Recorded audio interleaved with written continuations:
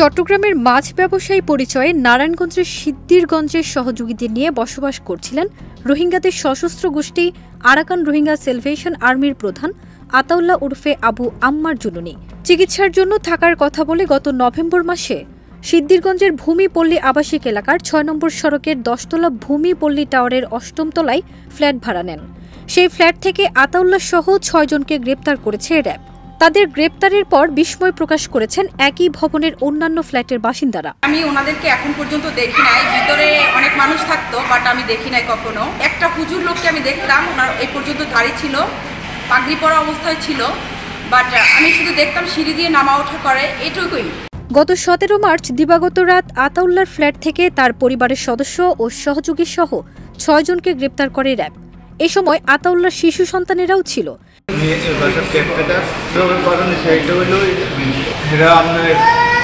মাছের ব্যবসা করে, এটা নিয়ে ভাড়া নিছে। আর এর পূর্বতন খালাতো ভাই আছে, এটা আর্মি। আরে ফ্যামিলিতে ট্রিটমেন্ট করাই লাগে, এখানে বাসা লই থাকুম। তোকে ফ্যামিলি কই? ও ফ্যামিলি আসবো পরে, আগে বাসা লই এল।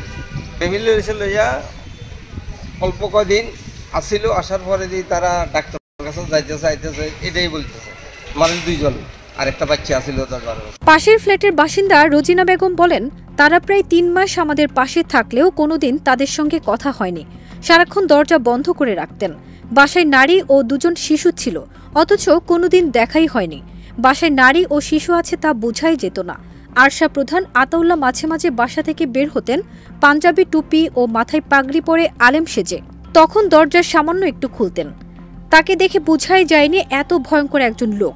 এখন এই বাসার দরজার দিকে তাকালেও গা ঝাড়া দিয়ে ওঠে এই ভেবে যে আমাদের পাশে এত ভয়ঙ্কর লোক ছিলেন। 2 মাস হয়েছে আমাদের এখানে উঠছে, এর আগে নাকি 3 তলাতে ছিল। অ্যাঙ্গেল করে ঢুকতে হতো, এভাবে দরজাটা খুলতো, কখনো ফুল দরজা খুলে বের হয় না, উঠে নাই। ভবনের একটি ফ্ল্যাট মালিক মোশাররফ হোসেন বলেন, তারা খুব চুপচাপ বাসায় আসা যাওয়া করতেন, কারোর সঙ্গে কথা বলতেন না। তারা গ্রেপ্তার হওয়ার পর থেকে আতঙ্ক বোধ করছি। আমাদের পাশে এত বড় ভয়ঙ্কর লোক বসবাস করছিল। খুবই ভয় কাজ করছে, সেটা হচ্ছে অলমোস্ট হচ্ছে কেটে গিয়েছে, যেহেতু হচ্ছে তারা অলরেডি হচ্ছে আইনশৃঙ্খলা বাহিনীর হাতে আছে। বাট হচ্ছে এখন যদি ওই মুহূর্তের কথা হচ্ছে আমাদের হচ্ছে স্মৃতিচারণ করি যে এরকম কিছু লোক আমাদের এখানে বসবাস করতো, অবশ্যই আমাদের কাছে এখন সেটা অবশ্য ভয়ের কারণ হতে পারত। সিদ্ধিরগঞ্জ থানার ভারপ্রাপ্ত কর্মকর্তা শাহিনুর আলম বলেন, আরশার প্রধান পাহাড় থেকে পড়ে ঘাড়ে ও কাঁধে ব্যথা পেয়েছিলেন। পরিচয় গোপন করে চিকিৎসার জন্য তারা এখানে এসেছিলেন বলে দাবি করেছেন। ওসি বলেন, আতাউল্লাহর সঙ্গে যারা আটক হয়েছেন তারা তার বডিগার্ড। তারা কী উদ্দেশ্যে এখানে এসেছিলেন, তাদের কি পরিকল্পনা ছিল, রিমান্ডে এসব তথ্য উদ্ঘাটনের চেষ্টা চলছে। ফারজানা নিকিতা, দেশ রূপান্তর।